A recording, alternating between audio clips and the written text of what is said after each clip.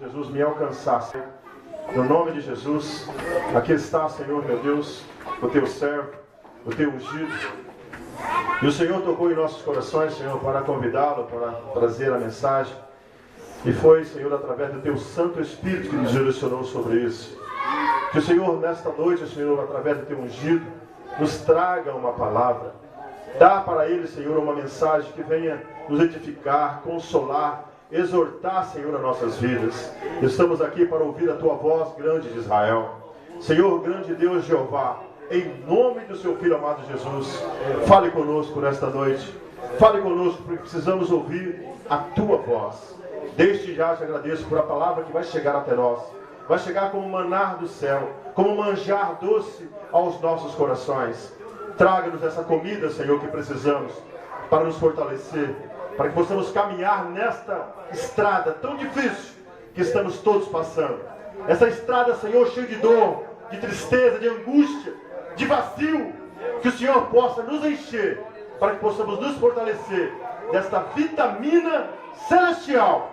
Em nome de Jesus oramos e agradecemos para todos sempre. Amém. E todos que crerem digam graças a Deus. Graças a Deus. Pode se sentar no nome de Jesus.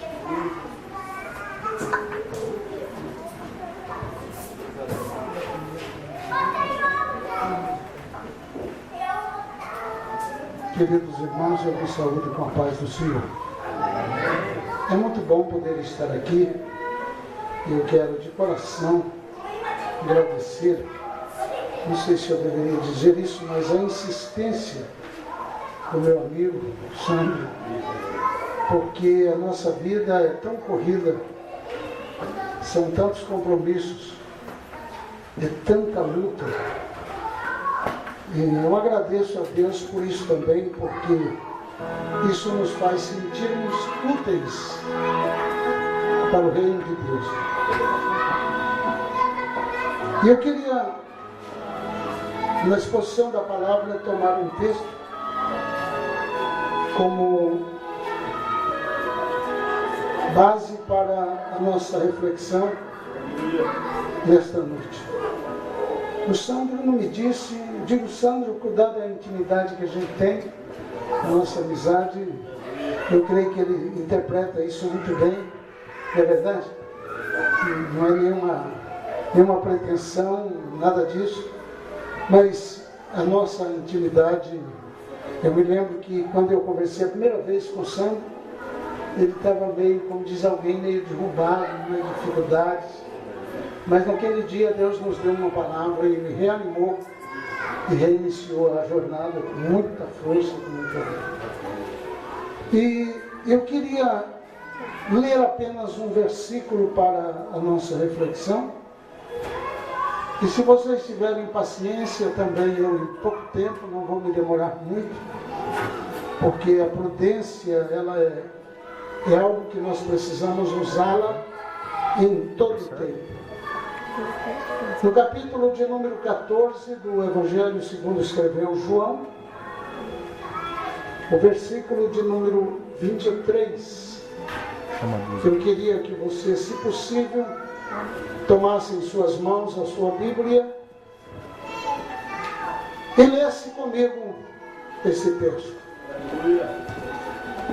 Capítulo 14 do Evangelho segundo escreveu João, Evangelho de Nosso Senhor Jesus Cristo, versículo 23.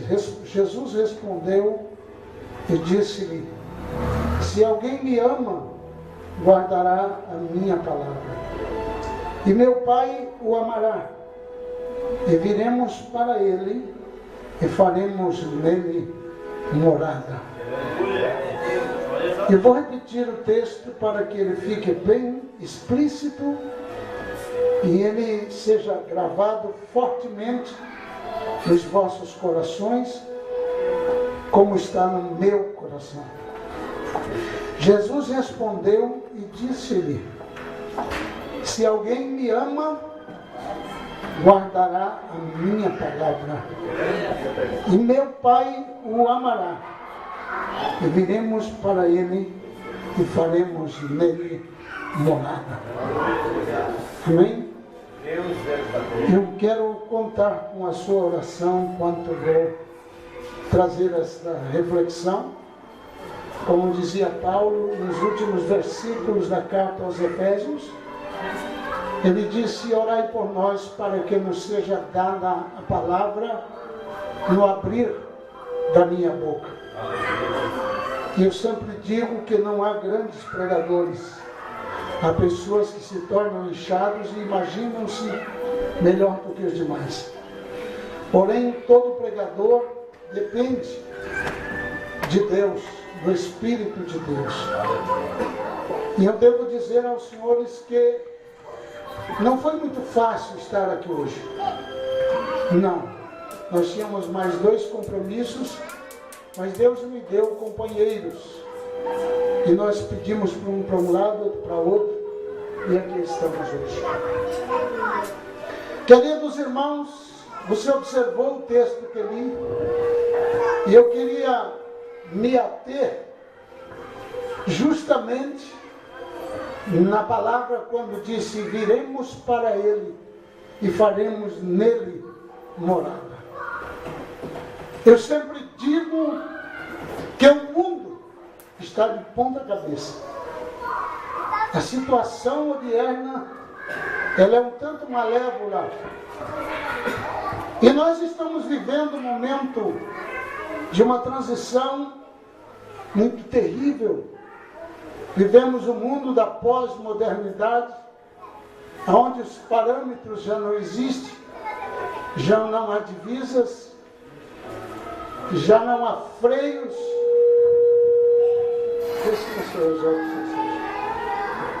Já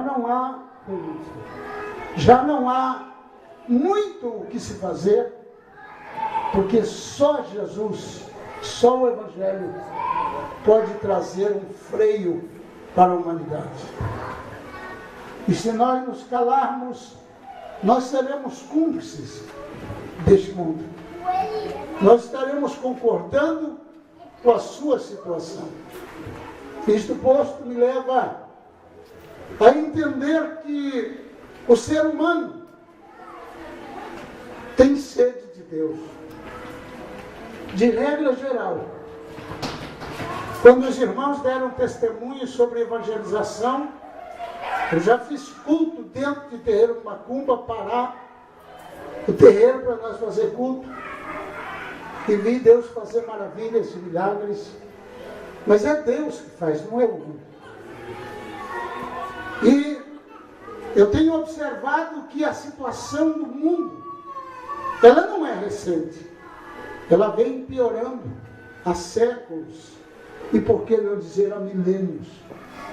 Quando você volta lá para o passado, você vê que o Deus chegou ao ponto de rejeitar os seres humanos, de criar uma situação para destruir todos os seres humanos daquela época.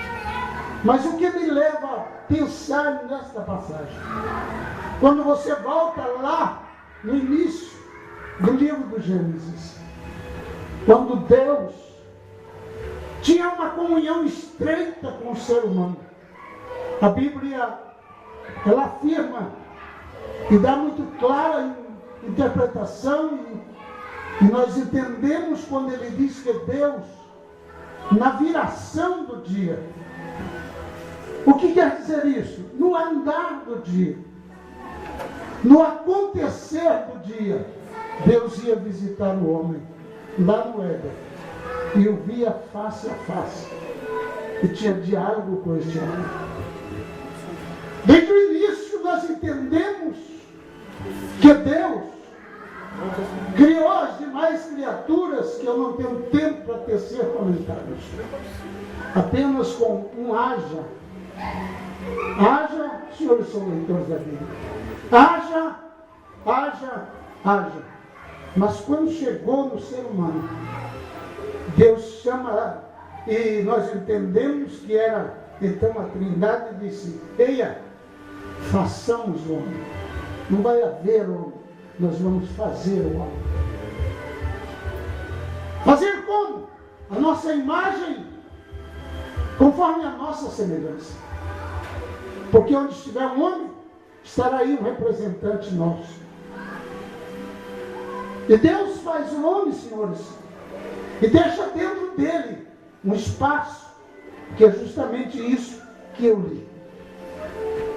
Esse espaço Deus deixou exclusivamente para ele, por isso Jesus repete, e nós viremos para ele e faremos nele morada. O que você pensa que quando você está num culto e de repente você se derrama em lágrimas? De repente você tem vontade de abrir a boca e dizer tantas coisas. O que você pensa que é? É o seu Criador, que tem grande amor por você e quer voltar a ter comunhão com o homem. Então ele entra dentro de nós e faz mover as nossas entranhas. Faz com que nós sintamos um toque que nós não temos palavras para explicar. Não há em nosso vocabulário algo que diga o que você está sentindo. Quantos já experimentaram isso? Só para me ajudar, faz assim por mim. Os que já experimentaram. E a minha pergunta é, os senhores têm explicação para isso? É o Espírito de Deus que diz, nós vamos morar nele. Aí tem um lugar nosso. Aí é um lugar nosso.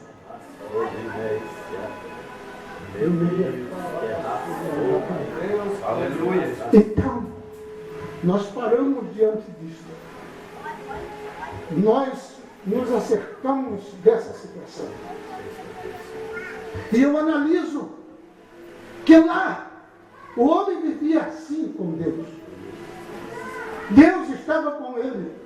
Mas de repente aparece a serpente. Eu não quero me demorar muito aí, porque eu tenho de Deus algo mais também. Parece-me sentir dentro de mim jorrar algo maravilhoso para todos nós.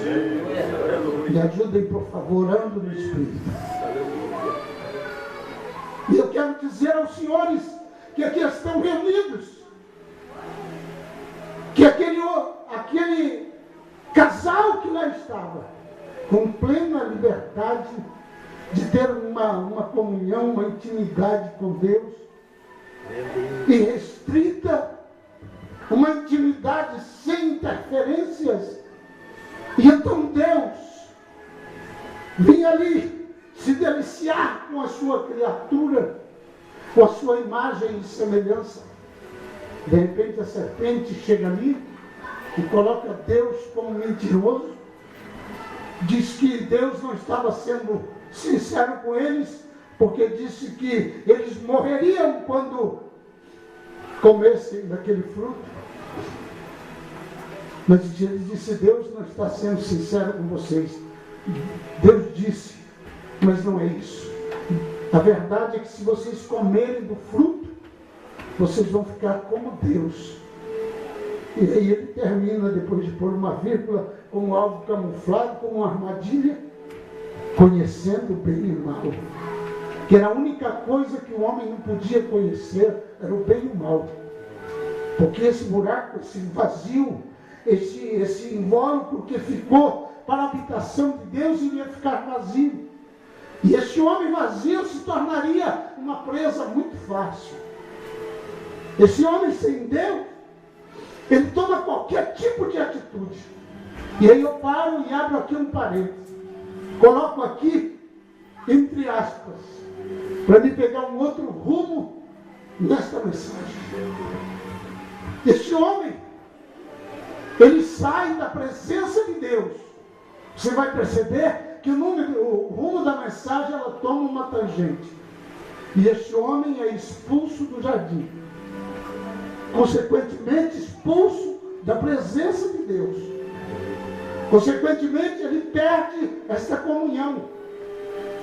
E Deus já não vai com ele. Deus já não está com ele. Deus já o deixou. Esse homem tem um vazio. Então preste atenção. Deus havia criado um ser com instinto de adorador, com instinto de culto, com instinto de servir com louvores, com adoração, com gratidão ao seu Criador. Em outras palavras, para estarem juntos, eu quero andar de par e passo com você. Mas agora esse homem está sozinho. Este homem agora já não tem nenhuma comunicação, nenhuma ligação. E ele está sozinho, solto no mundo. Ao ponto de Caim chegar a dizer: então eu serei fugitivo e perambulante na terra. Então não terei amigos. É essa sensação que o ser humano tem. Ele está no meio da multidão, mas se sente só. Ele está vivendo uma vida boa, mas lhe falta tudo. Este homem não tem paz dentro dele, mesmo que tudo esteja em paz. Porque ele tem algo dentro dele que está gritando. O Espírito que veio de Deus quer comunhão com Deus. Aleluia. Aí este homem vai para as drogas. Este homem vai para a prostituição. Ele quer se satisfazer. Porque lhe falta algo. Ele vai para o pecado. Ele vai para o crime. Ele vai para a magia negra. E se ele não se satisfaz, então ele constrói um Deus. Ele adora a pedra. Ele adora o pau. Ele adora as nuvens. Ele adora as estrelas. Ele adora o rio, adora a barata, adora, enfim. Porque ele é adorador, ele não consegue ficar sem isso. Ele foi chamado, ele foi feito, ele foi construído para isso. Independentemente de qualquer situação, o homem foi chamado por Deus para adorar. Para adorar. Deixe-me fazer uma pergunta. Quantos dos senhores sentem necessidade de adorar? Só para me ajudar, levante a mão. Se for verdade, para me satisfazer, não faça. Levante bem alto, por favor. Fecha o teu olho com a tua mão levantada. Experimente adorar-me. Experimente. Vê se há uma resposta de Deus.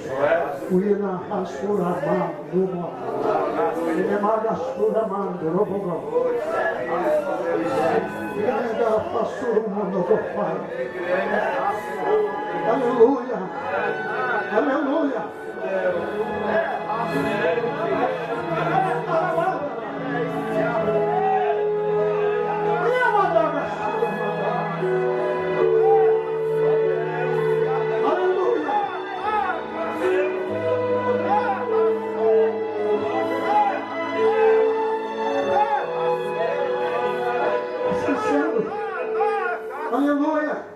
Quando sentiram a presença dele aí agora? Quando sentiram, só para me ajudar, faz assim, assim ó. Faz assim. Esse homem tem sede de Deus. Esse homem precisa de Deus. E ele não sabe como encontrar Deus. Glória a Deus. Ele não sabe onde está Deus. Porque o fio de comunicação foi cortado. Ele foi expulso do Éden. E a impressão que se tem é que Deus estava assim, dialogando. Mas de repente ele faz assim. Eu não posso mais me comunicar. Você transgrediu a minha lei.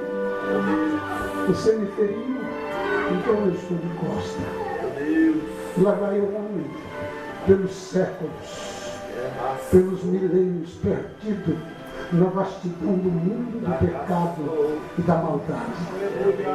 Matando, roubando, prostituindo, alimentando seus vícios, guerreando, fazendo magia negra para ofender o seu semelhante, para destruir o semelhante, fazendo bombas.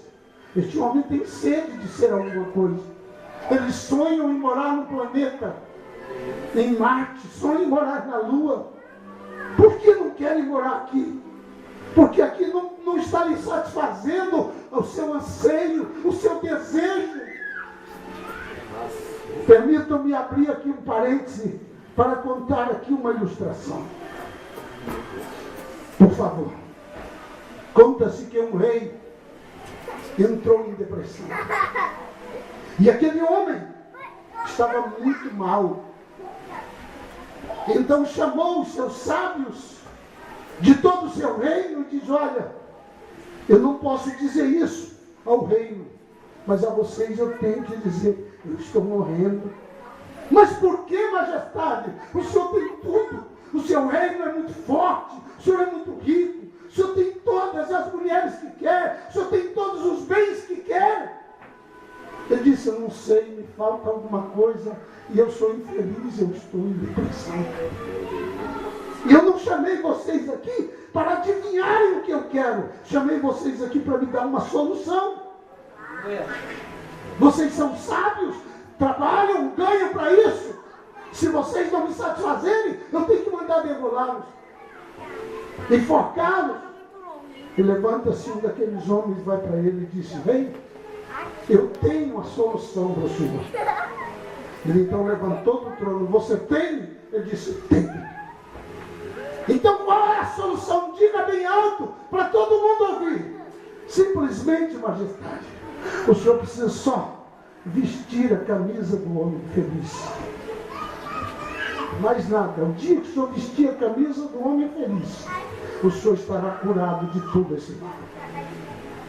E o rei deu um sorriso e disse: então, todos os súditos estarão à procura desse homem no meu reino.